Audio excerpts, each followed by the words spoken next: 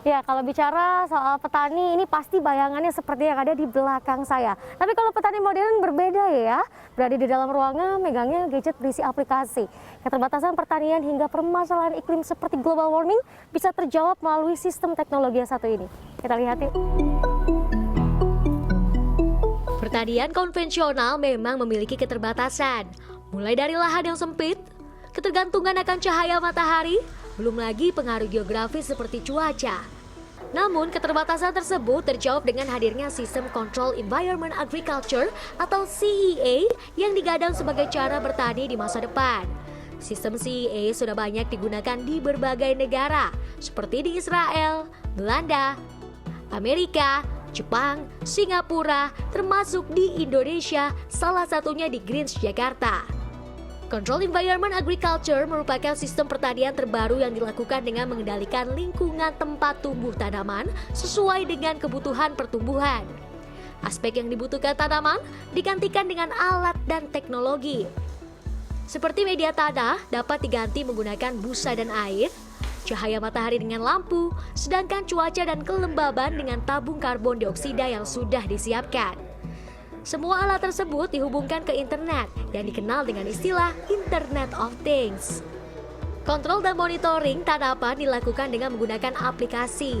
Kita bisa mengontrol apakah tanaman ini kekurangan air, cahaya, atau karbon dioksida, sehingga bisa otomatis ditambahkan atau dikurangi.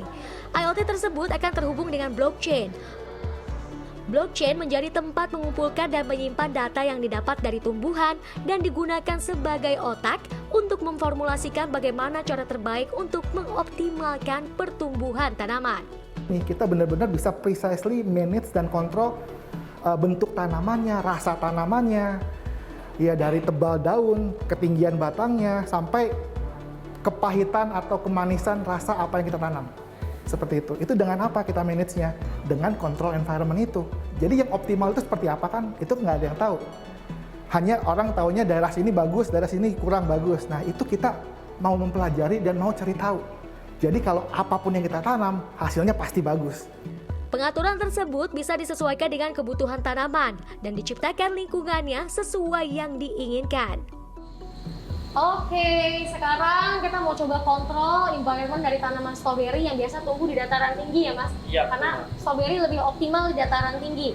Berarti yang kita harus atur apanya aja nih? Yang pertama ada suhunya dulu harus lebih rendah, kelembabannya harus lebih tinggi, CO2-nya lebih tinggi, sama lama penyinarannya lebih pendek. Oh. Sistem CEA ini berbeda-beda pengaplikasian dan teknologinya di setiap tempat. Seperti di Agro Eduwisata Ragunan, tanaman ditanam di dalam kontainer menggunakan sistem CEA namun tidak menggunakan tabung karbon dioksida. Tapi pada dasarnya memiliki tujuan yang sama, yaitu menghasilkan panen yang lebih cepat dan kualitas yang lebih baik jika dibanding bertani konvensional. Kita nggak perlu repot-repot lagi untuk kayak nyiram, kemudian terus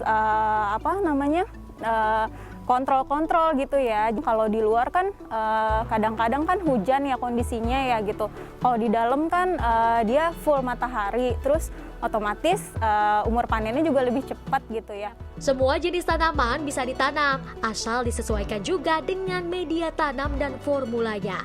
Namun memang, CEA juga sangat tergantung dengan energi listrik dan internet dalam pengoperasiannya.